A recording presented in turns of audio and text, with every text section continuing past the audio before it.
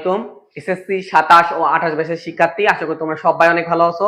আজকে আমরা তোমাদের 100% কমন টপিক বা কমন তোমাদের উপপাদ্য সম্পাদ্যগুলো আঁকে দেবো। সেটা হচ্ছে তোমাদের জ্যামিতি অঙ্কন, উচ্চতর গণিতের জ্যামিতিক অঙ্কন যে অধ্যায়টা আছে 4 নাম্বার চ্যাপ্টার, সেখান থেকে তুমি 100% কমন যেগুলো পড়লে তুমি এমসিকিউ, শর্ট কোশ্চেন এবং সৃজনশীলে 100% তুমি কমন পাবা, সেগুলো কিন্তু আগে তোমাদেরকে দাগাই দেবো এবং কিভাবে কোথা থেকে প্রশ্ন হতে পারে সেটা কিন্তু বলে দেবো। তো বেসিক্যালি আমাদের জ্যামিতিক অঙ্কন অর্থাৎ এটা আমাদের উপপাদ্য যেই পার্টটা তোমরা তো চিনো, যে উপপাদ্যর যে এই অংশটা আছে সেখান থেকে আমাদের আঁকান মানে তো আমরা সাধারণত জানি সম্পাদ্য।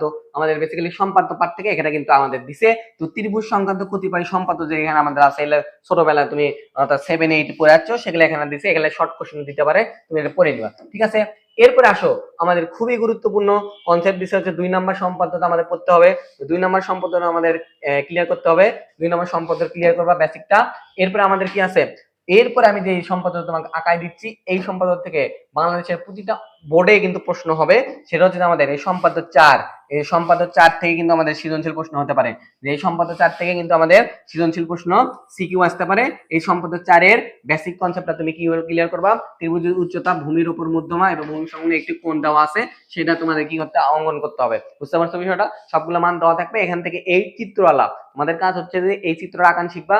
শিখার পরে তুমি টেস্ট পেপার বা গাইড খুলে এই প্রশ্ন থেকে এই চিত্রওয়ালা কোন কোন প্রশ্ন বোর্ডে থাকছে সেটা তুমি সমাধান করবা, তাহলে তোমার ক্লিয়ার হবে, এখান থেকে প্রশ্ন আলে কিন্তু করতে পারবা। এরপরে আমাদের কি আছে বলতো, এই যে এই জিনিসটা আমাদের সংক্ষিপ্ত উদাহরণ 1, এটা আমাদের শর্ট কোশ্চেনে আসতে পারে, উদাহরণ 1টা দেখে নিবা। এরপরে আমাদের কি আছে, এরপরে দেখো আমাদের এখানে কাজ দেওয়া আছে, কাজ থেকে আমাদের শর্ট কোশ্চেন আসতে পারে। যে কাজের যে শর্ট কোশ্চেনের মধ্যে আমাদের কি দিছে বলতো, ছোট্ট একটা প্রশ্ন, ক নাম্বার প্রশ্ন, ছোট্ট একটা উত্তর হবে। তারপরে গ নাম্বার এগুলো কি আমাদের বলতো শর্ট কোশ্চেন আসতে পারে।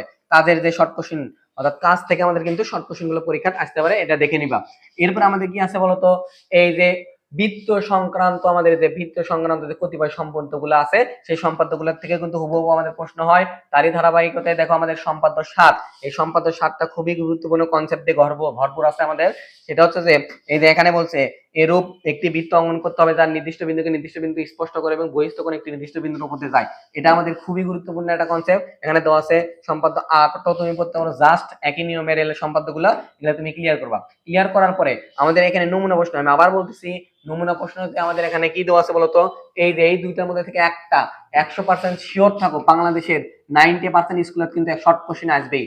এই দুইটার মধ্যে থেকে একটা বাংলাদেশের 90% স্কুলে কিন্তু এই শর্ট কোশ্চেনটা আসবে, এটা তুমি ক্লিয়ার করবা। ঠিক আছে, এরপর আমাদের দেওয়া আছে অনুশীলনী 4। অনুশীলনী 4 থেকে আমরা করতে পারি, দেখো এখানে আমাদের এই ছোট্ট ছোট্ট জিনিসগুলো শর্ট কোশ্চেন দিতে পারে, এই শর্ট কোশ্চেন দিতে পারে, এগুলো তুমি পড়ে নিবা, তাহলে তোমার হয়ে যাবে। এরপরে আমাদের কি আছে বলতো, অনুশীলনী থেকে বাংলাদেশের এই যে এই অধিকাংশ অনুশীলনীর এই দুইটা সৃজনশীল থেকে আর নমুনা প্রশ্ন যে সৃজনশীল আছে, এই দুইটা সৃজনশীল থেকে হুবহু প্রশ্ন হতে পারে সৃজনশীল সিকিউ। বাংলাদেশের অনেক স্কুলে এই প্রশ্ন দুটো থেকে 13 এবং 14 থেকে অনুশীলনী থেকে হুবহু তোমার সৃজনশীল, অর্থাৎ এসএসসি যারা 28 ব্যাচের আছো, ক্লাস 9 পড়ো, তোমাদের সামনে অর্ধবার্ষিক পরীক্ষার হায়ার ম্যাথে এই দুইটা সৃজনশীল থেকে একটা সৃজনশীল হুবহু আসতে পারে। তোমরা এইটা পড়ার পরে আঁকানোর পরে তুমি এই ধরনের মান চেঞ্জ করা তোমাদের সৃজনশীল গুলো বোর্ড পরীক্ষায় আছে, সেগুলো তুমি সমাধান করবা, 100% শিওর থেকে কমন পাবা। অথবা নমুনা প্রশ্ন তো কোনো বিকল্প নাই, নমুনা প্রশ্ন যে সৃজনশীলটা দিছে একদম ইজি একটা সৃজনশীল, এই সৃজনশীলটা বাবা তুমি করবা, তাহলে এই 3টা সৃজনশীল কনসেপ্ট তোমার ক্লিয়ার থাকে, আর কিছু পড়া লাগবে না। 100% তুমি 10 মার্ক কমন পাছো হায়ার ম্যাথে, অর্থাৎ এখান থেকে এই অধ্যায় থেকে 4 অধ্যায় থেকে 100% 10 মার্ক কমন পাওয়া। এই 3টে সৃজনশীল যে নিয়মে দিছে সেই নিয়মের মান চেঞ্জ করে তুমি গাইডে খুঁজবা যে এই কনসেপ্টের কোন কোন সৃজনশীল আছে, সেগুলো কভার করবা, 10 মার্ক তুমি শিওর। এবার আসো এখানে শর্ট কোশ্চেন একটা না একটা আসবে, 100% শিওর থাকো, অর্থাৎ নমুনা প্রশ্ন কোনো বিকল্প নেই। অর্থাৎ তার মানে যারা একটু উপপাদ্য দুর্বল আছে, অর্থাৎ তৃতীয় অধ্যায় বাদ দিয়ে স্কিপ করতে পারো, চতুর্থ অধ্যায় খুবই গুরুত্বপূর্ণ, সম্পাদ্য থেকে একদম ইজি, এইটার থেকেও ইজি 9 এর সম্পাদ্যগুলো, বুঝতে পারছো, হায়ার ম্যাথের বিশেষ করে। তো তোমাদের 3টা সৃজনশীল বললাম, এই 3টা সৃজনশীল হুবহু আসবে না, এই ধরনের সৃজনশীল মান চেঞ্জ করতে হবে, 100% শিওর থাকো তুমি কিন্তু পারবা। আর এখান থেকে আমাদের কি বলতো শর্ট কোশ্চেন তো 5টা, লাস্ট এখানকার 3টার একটু আগে কাজের 2টা, এই 5টা বলে তুমি 2টা শর্ট কোশ্চেন পেতে পারো হুবহু বা এরকমের। তো আশা করি বুঝতে পারছো। তো তোমরা যাদের বেসিকের দুর্বল আছে, তোমরা কিন্তু আমাদের বেসিক টু অ্যাডভান্স ব্যাচে জয়েন করতে পারো। আমাদের অফলাইনে ব্যাচ হয় বগুড়ায়, আর অনলাইনে সারা বাংলাদেশ 6 to 10 গণিত, উচ্চতর গণিত কিন্তু আমাদের ব্যাচ আছে। আমাদের বেসিক একদম ঢালাই করে তোমাদের দেওয়া হবে, আশা করি বুঝতে পারছো। ডিসক্রিপশনে দেওয়া নাম্বারে যোগাযোগ করবা ইনশাআল্লাহ।